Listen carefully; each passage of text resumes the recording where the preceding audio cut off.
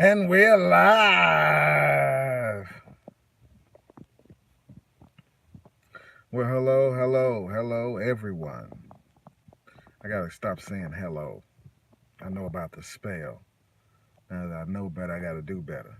It's hard to stop saying good morning because morning is not good, and it's hard to stop saying hello. You see. Anyway, welcome. That's a better word. Or shalom, peace. hmm Anyway, how are you doing? How is everyone? Welcome to Beyond Babbitt.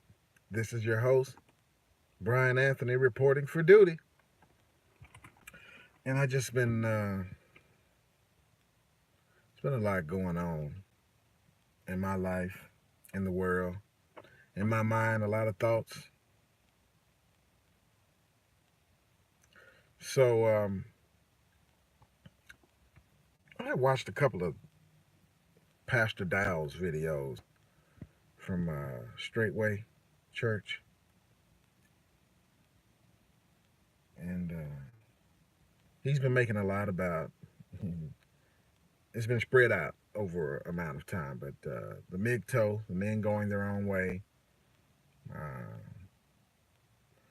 and marriage and marriage license and things like that, shedding a light on a lot of things. But he said something. He said in the Bible, or the Word, or God, doesn't command a woman to love a man. It's kind of hard pill to swallow. It's kind of tough pill to swallow, isn't it? But I thought about it. I know all the scriptures, that he referenced. I know those scriptures already. I just had never put them together like that. And, you know, originally something you just poo poo it. You're like, man, come on. But when I thought about it, it's true. Like,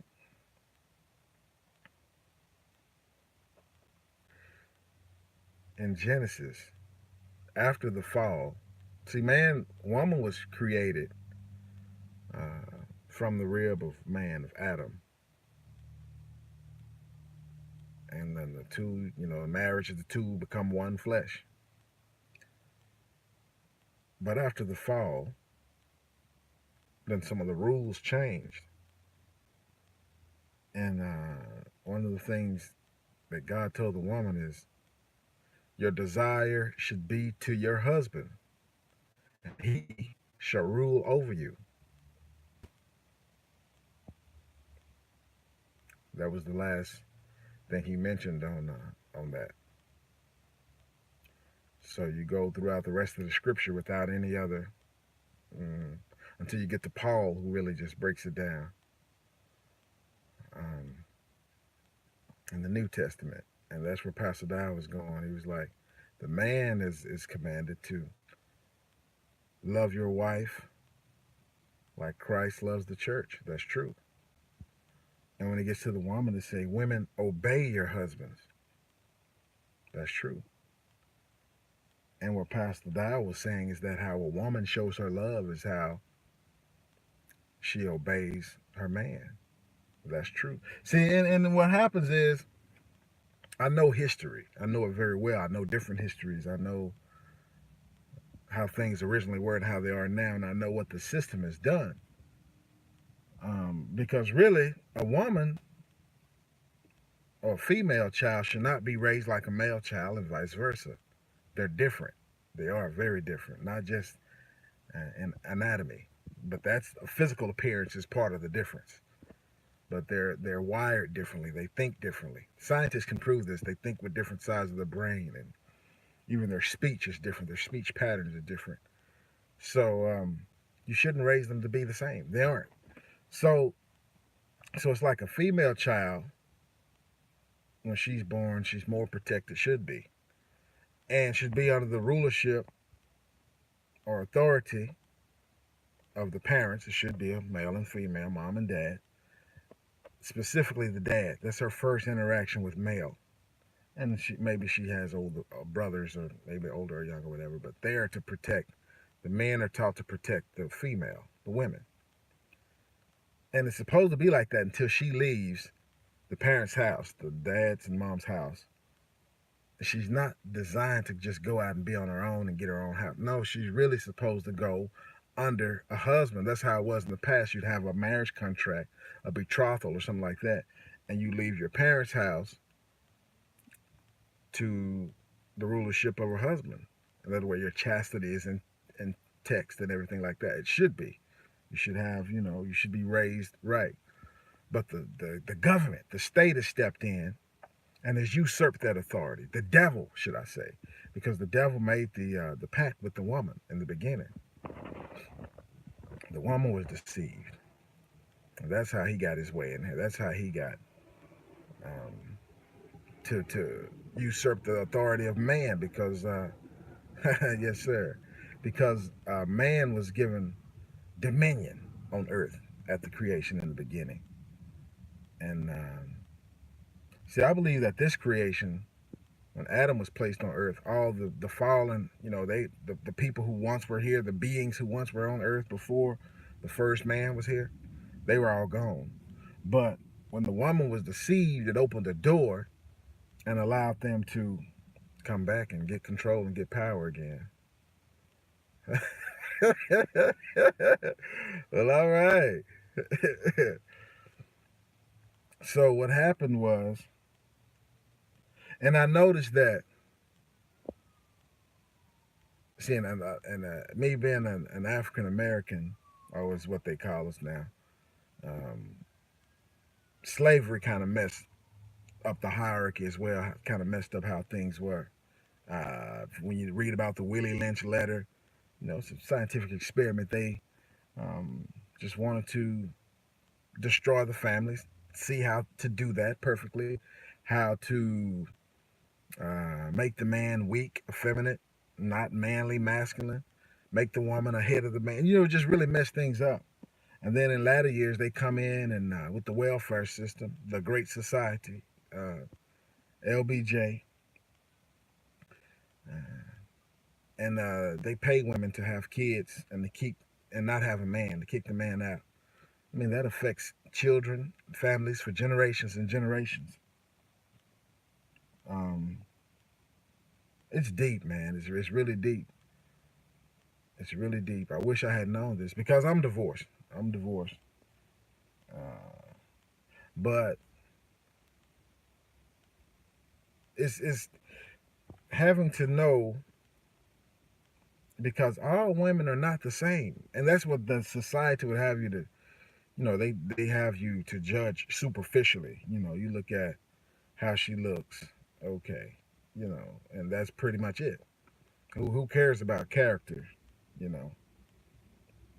And women are, in their nature, they chase resources. I mean, you have to think about it. A woman is the one who carries the child for 9 months. So she wants the alpha male. She wants a male who could provide and protect. Provide and protect. That's pretty much it.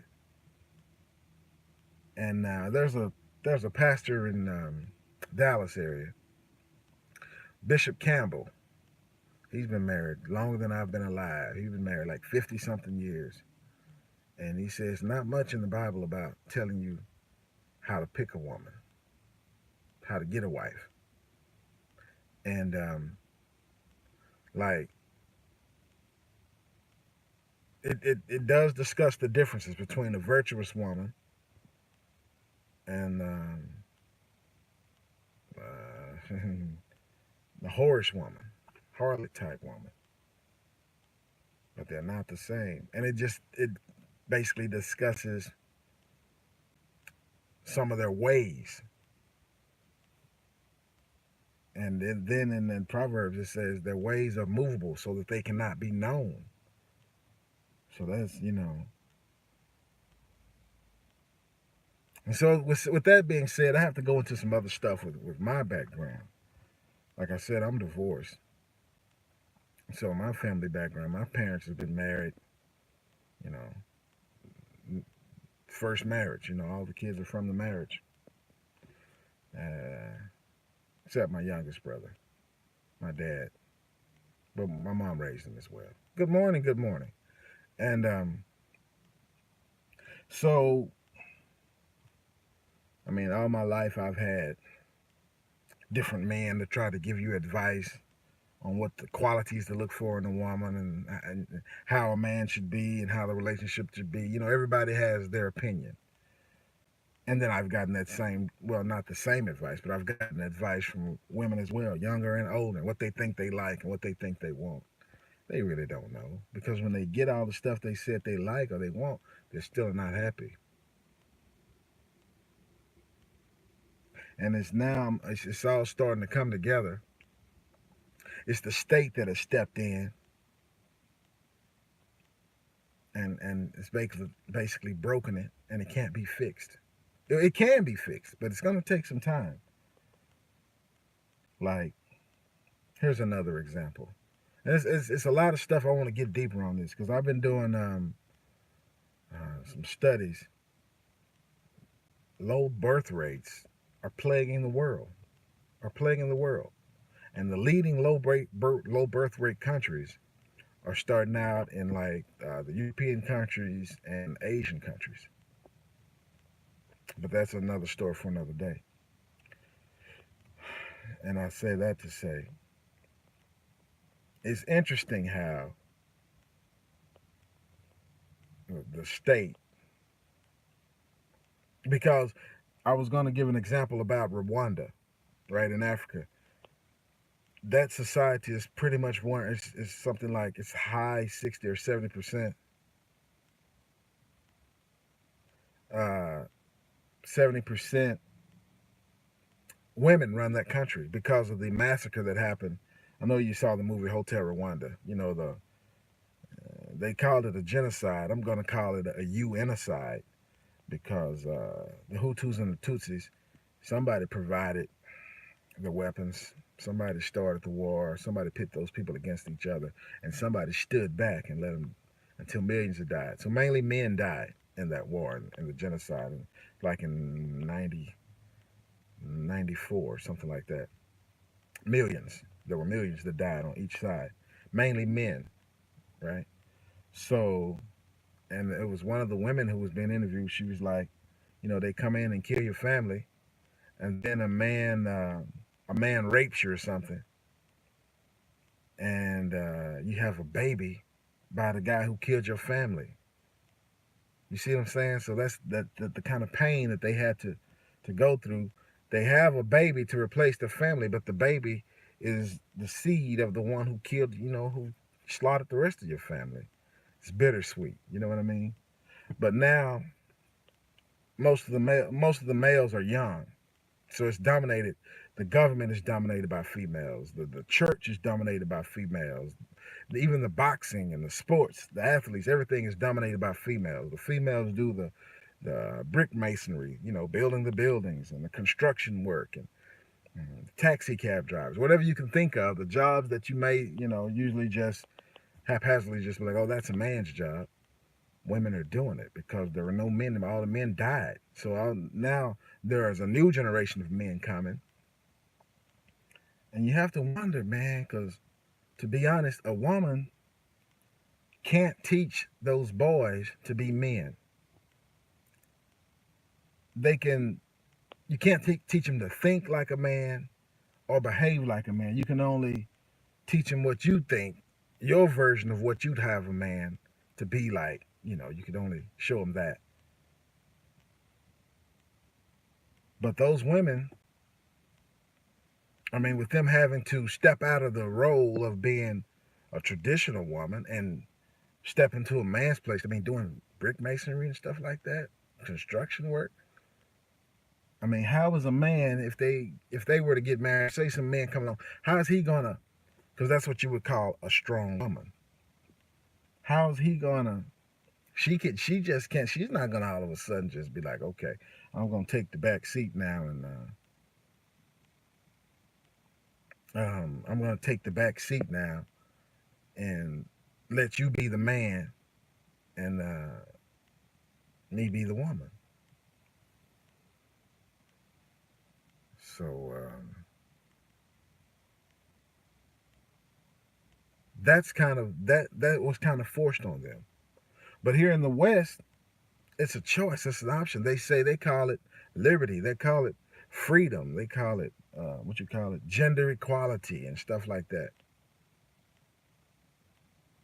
So, and some of the new statistics are coming out, which I've done something on. I can't find my. I did when I was in college. I did something on this, some research on it. But I've done it myself, so I know that um, 50 something like 51% of women in the West, and a high majority of that is African Americans, will never get married. Some of them are having children later and later. They're having less children because they're chasing school and career. And that's why, getting back to the low birth rates that's plaguing the world. Birth rates are falling off so fast, they're not, two people are not even having one baby now. It's 1 point. That's the majority, 1 point something. And in other words, the population is being cut in half. It's reducing. Two people need to produce two offspring in order just to keep it level. Other than that, you're shrinking. And that could be a problem because the systems we have set up, like Social Security, welfare, Medicaid, you have to pay into this stuff, 401ks, pensions. You pay into this stuff your life, and you hope that other people are paying in. So when it's your time to get to use it, it's there. When you retire, when you need whatever is, because it's not just a bank account where this stuff is building up. As you're paying into it, somebody else is using it. And then when they die off, then it becomes your time. So if the population is dying off and nobody's paying into this system, then you done paid into it all your life for nothing, because when you get to your time, it's all used up. But let's get back to what I was talking about. I mean, all this stuff runs together. All this stuff runs together. But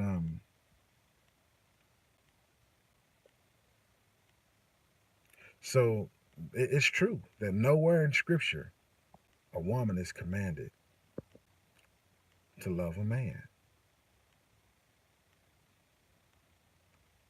And God did say that your desire, talking to the woman, your desire should be to your husband. I mean, it's up to him, and he should rule over you. And the Bible does instruct a man on how to love a woman. It does not instruct a woman on how to love a man. It basically just says obey. If he's loving you like Christ loved the church, then he's not going to be abusive and things like that. And you should submit. Matter of fact, when the Bible mentions men and women coming together as one, sex or whatever you want to call it, it says that the man has humbled the woman. You see what I'm saying? And I think about, if you've ever seen like a lions or dogs. At first, the female is a little feisty sometimes, and he has to humble her in order to for that to take place. It's how we all got here, right? Unless we're test tube baby or made in a petri dish. Other than that, it's how we all got here. So it's not a taboo subject. But this changes my whole perspective, just knowing this, right? And again, man, let me stop right here, man. Again, thanks to all my new subscribers. I appreciate y'all for, watching, thinking of me. But back to what I was saying. I mean, this changes my whole perspective, because a lot of men get, I may even be one of them, certain women, and I've been told this, I have some beautiful friends, nice looking female friends. And they say when they're all dolled up, men are afraid of them. They don't even speak, just stare at them. They're scared to say something. And that's true in a lot of cases, because the guy might feel he's not on that level. But, that's when that's society who's put those levels in there. You know what I mean? Just because she looks a certain way. Well, but then again, she may be professional. She may have these degrees and this high paying job, and it just, man might feel like he's out of place. Uh, Shoot your shot, man. Yeah, shoot your shot. Because there's still a woman, you're still a man. The men have to know how to be men. That has to be taught too. Men have to be taught how to be men. Just because you have the male anatomy doesn't mean you know how everything works, how it's supposed to be. That doesn't mean, that you're a man. So, what do y'all think, guys? Is it capable of for a woman to love a man, or does a woman show her love by obeying a man? Uh-oh, my battery is getting low. So, or does a woman show her love just by loving a man? I mean, by obeying a man, by being, whatever they agree that her role is, just by doing that role and not by um, lying, cheating, and stealing and using her body to, because women know their power. And a man is supposed to, his word, we were made in the image of God. Man is made in God's image. So just like God, the Bible says it's impossible for God to tell a lie. A man should stand on what he says. Whatever he says, he should make it happen. And a lot of times women will test a man just to see if they can make him change his mind. If a man says, "Oh, I'll never do this, I'll never do that," then that becomes a goal of hers, knowingly or unknowingly. That's just their nature. They're gonna, see if you're gonna change your mind. If you stand on it, they respect you. If you don't, they lose respect. Once the woman loses respect for you, it's over with. It's over with. And a number of different things can make them lose respect. Like because I said, um, women chase resources. It's in their nature. They carry the child. They want to just think about it. In the animal kingdom, uh, when there's a dog, the female is going to choose the most powerful because his seed may likely survive. He may be able to provide for her so that she survives, and fend the other dogs off, so on and so forth. So it's just how we're programmed. So my message to the men, you have guys, man. I know a guy, back in the day. I know several guys like this who just have to be in a relationship. It just pains them. They break up the girlfriend today, all they'll cry storm, and they won't be the same until they get another one, and they'll be trying like the first thing come along, you know, and then they back in love like the first day with the new person they met. So I tell you what Pastor Dow said was true, because it isn't in Scripture that it's commanded for a woman to love a man.